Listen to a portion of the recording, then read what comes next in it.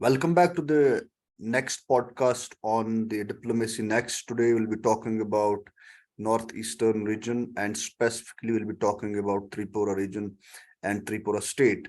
Uh, I have been joined by Smriti Gupta, who is a social impact consultant and also have worked with Niti Aayog and Teach for India. Currently, she is actually associated with the project as a foundational learning specialist. The project is funded by the World Bank and it's about rural economic growth and service delivery project. And we'll be mostly talking about the Northeastern region. Then we can just get into the conversation. First of all, I'd like to welcome her on the podcast. Thank you so much, Mehraj. Thank you for having me, and I'm looking forward to the conversation. So very rarely does it happen that I have had conversations on domestic things, but why I chose Northeast, there's a specific reason for that. It connects the entire infrastructure building, the entire developments in the Northeast, actually connect it to the look east policy that we have with the Southeast Asian countries. Uh, so how does it happen to you that you joined a project with the Tripura government that's funded by the World Bank? Can you just shed some light on that? I was actually working in Chhatarpur, Madhya Pradesh, which is like the heart of India and like the middle of India before this. What excited me and prompted me to come to the Northeast was that I haven't really seen a lot of development professionals making that switch and coming to this region, considering this is considered to be a difficult terrain to navigate and a difficult region to be a part of because it is very far removed and not very well connected to different areas. Even among the Northeast, the states aren't really very well connected. Forget about being connected to, other parts of India. And the second thing that really excited me was that this project is going to focus on tribal blocks. And I feel like development inclusion of indigenous people is something that in India we haven't really focused on. And the opportunity to be a part of something that works in those geographies, specifically with those people, excited me. Apart from that, this is a multi-sectoral project. So, along with my work in education, there are a lot of things that are going to holistically happen in other areas like agriculture, horticulture, infrastructure development, etc. So, to be able to see, a very well-rounded, holistic development of the entire region through my efforts and like a little bit and contribute a little bit to that is what actually made me come here to Agartala and be a part of the project. When we talk about Tripura and the larger Northeast, how do you view it as an infrastructural? Why does the state of infrastructure actually exist on the ground in Northeastern region? Because the current dispensation in Delhi has been keeping too much of things on priority list when it comes to Northeast because of its importance for the local politics and for the international relations that we see for the Indian foreign policy.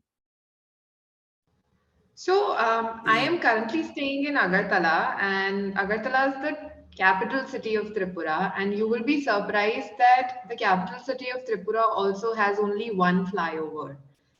And that one flyover is the only flyover in the entirety of Tripura.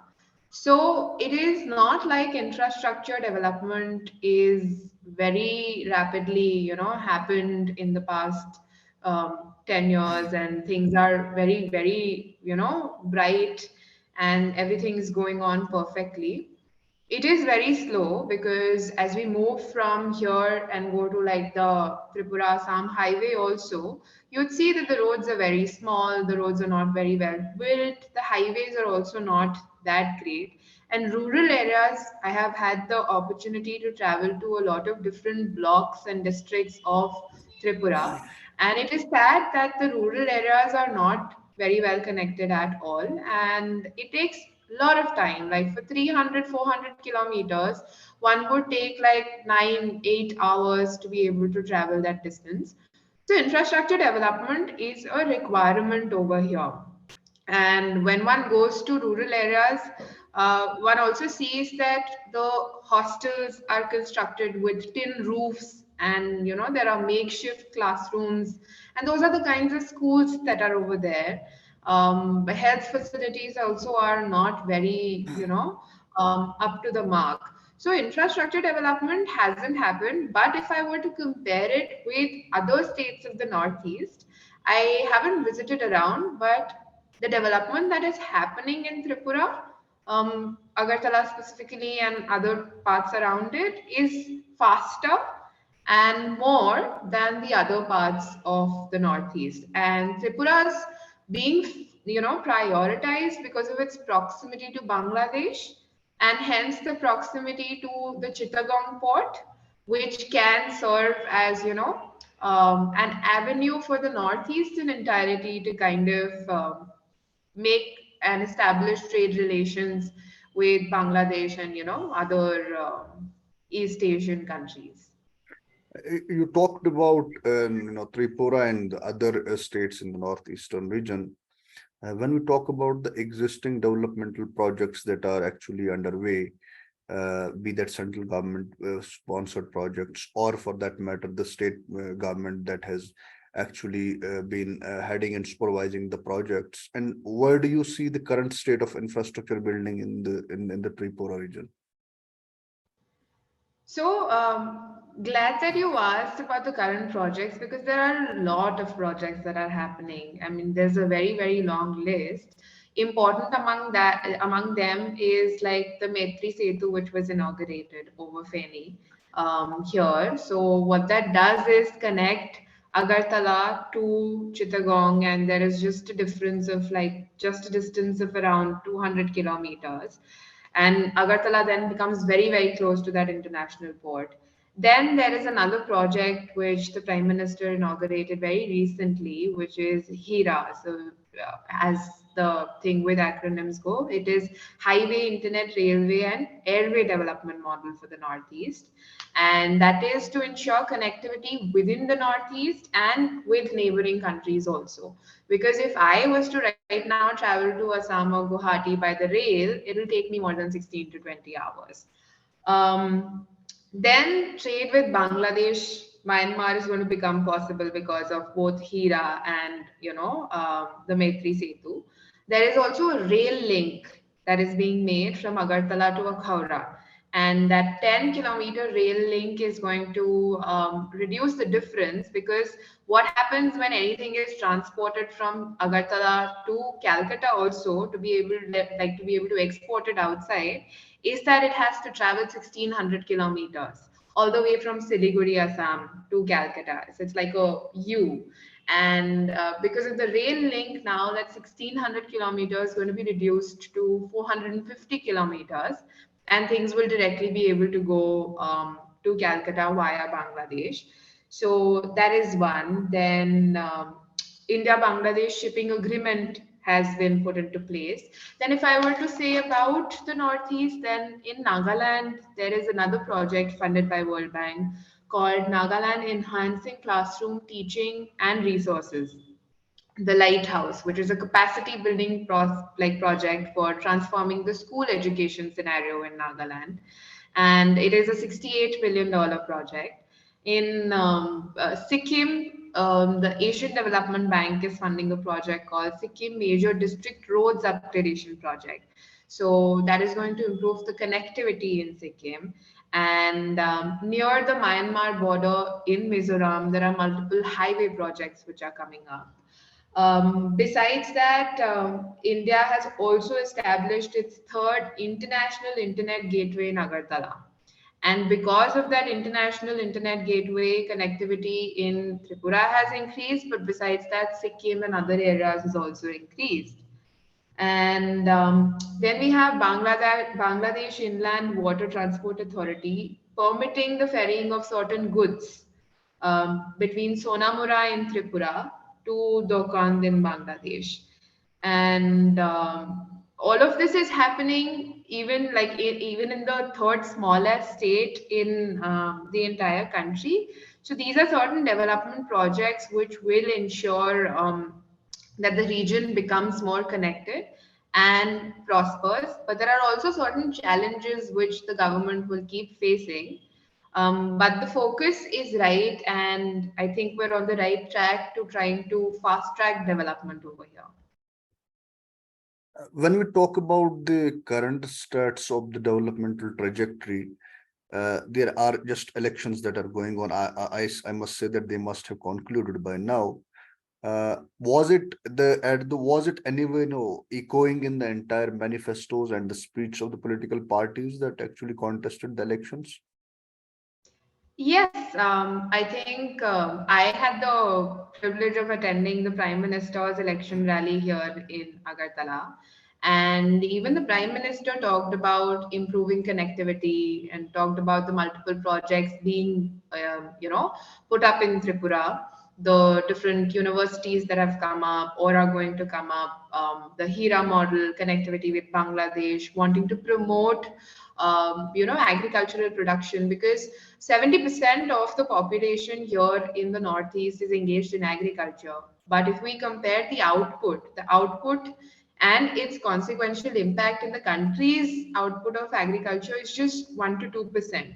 So focus on building, higher output in agriculture, and also improving the value addition is something that the Prime Minister also spoke about.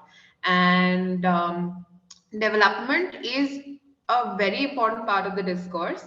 Obviously, that was not the only thing that was there in the discourse during elections, because elections are fought on a lot of things. And here in Tripura, things haven't really been that great because of communal tensions and there being a division between communities.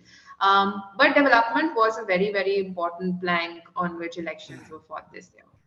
And why do you actually draw a line when it comes to the conventional way of making Northeast a priority when it comes to the national development and the current amount of attention that Northeast actually attracts when it comes to the national government? I think it is great that the Northeast is attracting a lot of attention because it has been a very neglected area. And there is a lot of potential in agriculture, in tourism, in service sector, all of these three for the Northeast to prosper. And I think the people here also deserve to get a lot of things: good health care, good education, quality education. And therefore, it's important that they get that kind of attention, and it brings focus into the national discourse. Because if it's out of the national discourse, then we have a lot of hurtful things like people within the mainland, not being able to know where what part of the Northeast is, and then calling names to people over here, and that is just hurtful. But I feel like within the national discourse, a unilateral language of development should not be adopted, because there is a lot of complication over here in the Northeast, considering that even in one state, there are so many languages that are spoken, there are so many tribes that live, which have their own socio-cultural practices and their own way of being.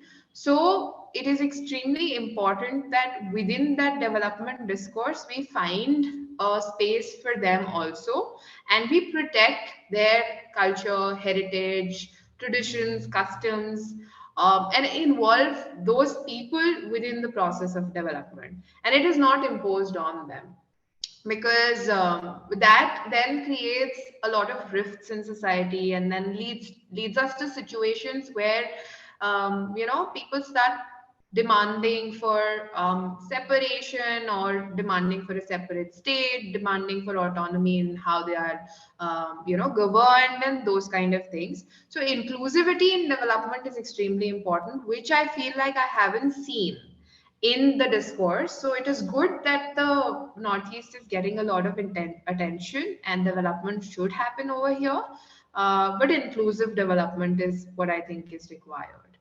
And about the current project that you are part of and you are actually looking in your own space, how has it started and what do you actually expect from this entire project?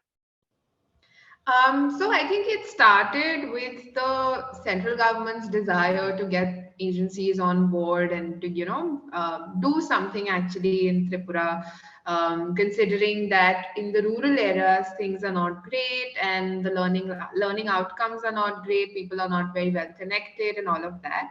So right now the project is in design phase, wherein things are being finalized as to what is going to happen in what sphere.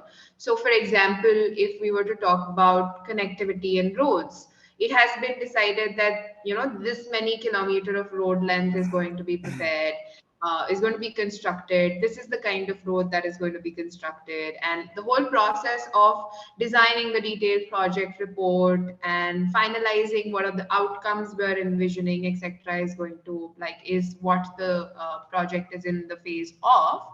After everything is finalized, the project will get live, and implementation of the project will start in the middle of this year. And after that, it is envisioned to be a 6 year long project. So from 2023 to 2029 is when the project will keep rolling, and we will hopefully see certain impact. What I am most excited to see is the transformation of the school education system, because Tripura has been less than average in learning outcomes in the National Achievement Survey. Also, Tripura has also been seeing a drop in enrollment in government schools. And what is challenging about Tripura is that, especially in the tribal blocks, tribal kids speak Kokborok, but the state medium of instruction is Bengali. So there is a challenge in trying to ensure that children, as per the new education policy, learn in their mother tongue and are able to meet the learning goals and learning outcomes that we're envisioning for Nipun Bharat. So those are things that I'm very excited for, and I feel like the project will address the gaps that we have. From my end, I'm going to say the state education system and other gaps as well. When we talk about the rural life of Tripura and the larger Northeast, what are certain key takeaways that you, as a research scholar or as somebody who is out there, undertaking a project like this, why do you see that? I think rural life actually, so the entirety of the Northeast has very short days. Days start early, days end early, like it's 5:32, it's dark outside, and already the sun has set. So people have their lives attuned to that. They start very early and then their day also ends early. I feel like the entirety of the Northeast people are very close with nature. And I have observed that in Agartala also, the town of Agartala, and different rural parts of Tripura as well. And that closeness to nature leads them to want to protect and be with nature, and that is something that's extremely, I feel like that's something that is really nice. Another thing is that people here are very in sync with their culture, and they want to be like, they want to practice their culture. So if there's a certain way of cooking something, there's a certain way of celebrating something, if there's a certain way of being, then people like doing that. And what I have observed in rural areas is that right now there is a shift that's happening in Agartala, in Tripura, in terms of farming practices and all, wherein cash crops are becoming more famous, and more people are planting rubber, which is not very sustainable here, instead of other things. My major takeaway is this, and people are very nice. Like, even though there is a language barrier into me understanding them, them understanding me, I feel like we all make that extra effort and take that step to kind of get to know each other.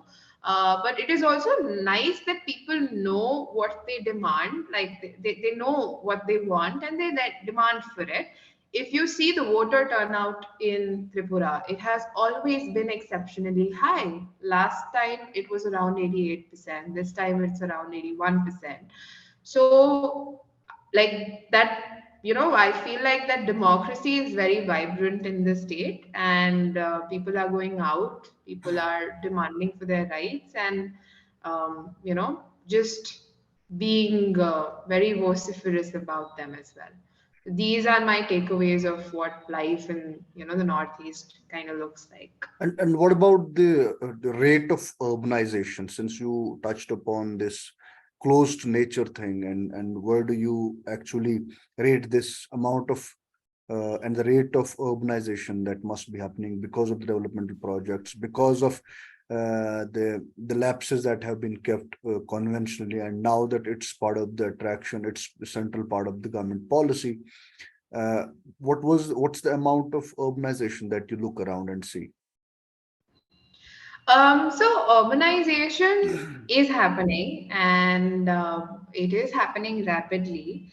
But what is sad is that it is not very planned. So, for example, if I was to talk about Agartala itself, you would see that Agartala has a city, has quite a lot of roads, but it does not have footpaths on any road. So it is not pedestrian friendly at all. There is no walkway for anybody to be able to walk on the road. The other thing that will stand out in Agartala is that they have an open drainage system. All of the drains and the sewers are open and it is not closed. So the urbanization that has happened of the town also is not very well planned. Which is why it's extremely important when you talk about urbanization and its rapid pace that we keep in mind that all of this be planned with its associated impact on the environment, on social safety, security, and people.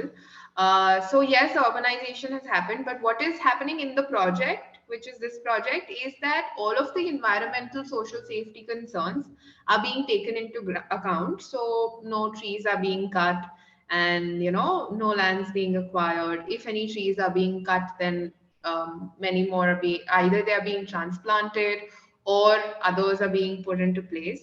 With other development projects, I don't know. I can't say what is happening, what the government is doing to mitigate the environmental and social safety impact. But with this project, there is going to be a proper plan and an action, an action step module for mitigating and preventing any adverse environmental impact and social safety impact. When you are you are actually associated with this part of the education segment of this project funded by the World Bank. Where do you are there any certain things that we can talk about earlier when it comes to education that have remained untouched, and that have been left over by the policies that earlier were or, existing or being were executed on the ground when it comes to education? What's the rate of literacy we talk about? Literacy is pretty high actually. Literacy is over 80% here.